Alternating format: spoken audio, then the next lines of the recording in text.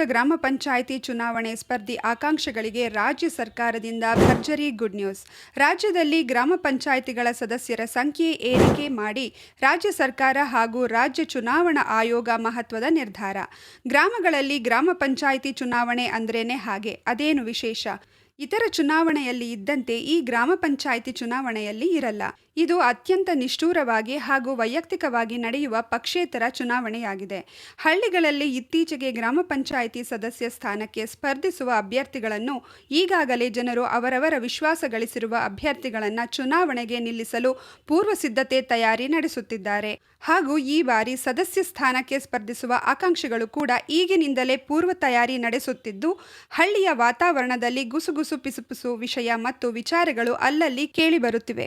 ಸ್ಪರ್ಧೆಗಳು ಅಭ್ಯರ್ಥಿಗಳನ್ನು ಸಿದ್ಧಗೊಳಿಸುತ್ತಿರುವ ಗ್ರಾಮಸ್ಥರು ಹಾಗೂ ಸ್ಪರ್ಧೆಗೆ ಸ್ಪರ್ಧಿಸಲು ತಯಾರಾಗುತ್ತಿರುವ ಅಭ್ಯರ್ಥಿಗಳು ಈಗಿನಿಂದಲೇ ತಯಾರಿ ನಡೆಸುತ್ತಿದ್ದು, ಗ್ರಾಮ ಪಂಚಾಯಿತಿ ಚುನಾವಣೆ ಎಂದರೆ ಹಳ್ಳಿಗಳಲ್ಲಿ ಹಬ್ಬವೇ ಹಬ್ಬ.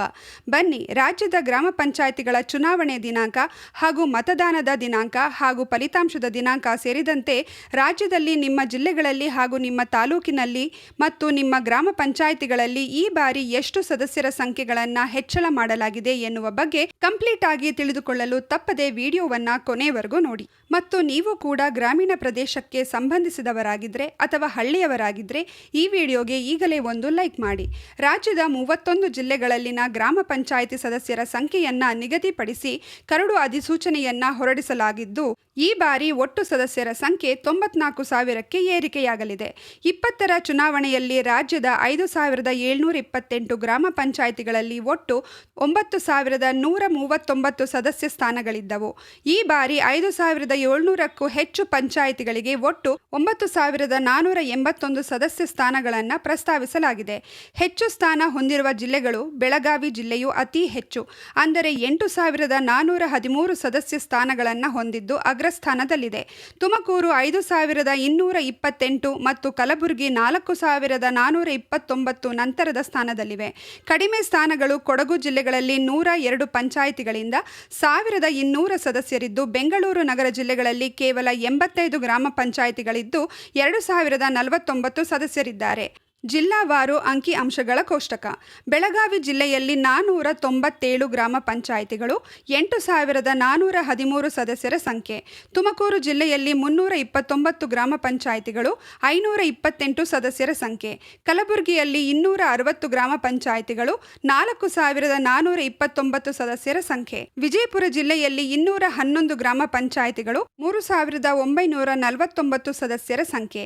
ಮಂಡ್ಯ ಜಿಲ್ಲೆಯಲ್ಲಿ 229 ಗ್ರಾಮ ಪಂಚಾಯಿತಿಗಳು, 3,789 ಸದಸ್ಯರ ಸಂಖ್ಯೆ. ಕ್ಷೇತ್ರ ಮರುವಿಂಗಡಣೆ ಮತ್ತು ಆಕ್ಷೇಪಣೆ: ಕರ್ನಾಟಕ ಪಂಚಾಯತ್ ರಾಜ್ ಕ್ಷೇತ್ರ ಮರುವಿಂಗಡಣಾ ಆಯೋಗವು ಈ ಕುರಿತು ಅಧಿಸೂಚನೆಯನ್ನ ಬಿಡುಗಡೆ ಮಾಡಿದೆ. ಸಾರ್ವಜನಿಕರು ಈ ಬಗ್ಗೆ ತಮ್ಮ ಆಕ್ಷೇಪಗಳನ್ನು ಸಲ್ಲಿಸಲು ಶುಕ್ರವಾರದವರೆಗೆ ಕಾಲಾವಕಾಶ ನೀಡಿದೆ. ಅಂತಿಮ ಅಧಿಸೂಚನೆ ಹೊರಬಿದ್ದ ನಂತರ ಎಸ್ಸಿ, ಎಸ್ಟಿ, ಒಬಿಸಿ ಮತ್ತು ಮಹಿಳೆಯರಿಗೆ ಮೀಸಲಾತಿ ನಿಗದಿಪಡಿಸುವ ಪ್ರಕ್ರಿಯೆ ನಡೆಯಲಿದೆ. ರಾಜಕೀಯ ಪಕ್ಷದ ಸಿದ್ಧತೆ: ಚುನಾವಣೆ ಸಮೀಪಿಸುತ್ತಿದ್ದಂತೆ ರಾಜಕೀಯ ರಂಗದಲ್ಲೂ ಚಟುವಟಿಕೆಗಳು ಗರಿಗೆದರಿವೆ.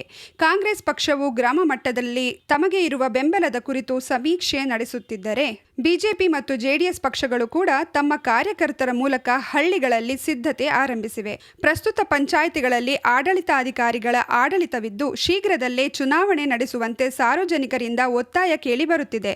ಈ ಕ್ಷೇತ್ರ ಮರುವಿಂಗಡಣೆಯ ಪ್ರಕ್ರಿಯೆಯು ಮುಕ್ತಾಯಗೊಂಡ ಕೂಡಲೇ ರಾಜ್ಯ ಚುನಾವಣಾ ಆಯೋಗವು ಮತದಾನದ ದಿನಾಂಕಗಳನ್ನು ಘೋಷಿಸುವ ಸಾಧ್ಯತೆ ಇದೆ.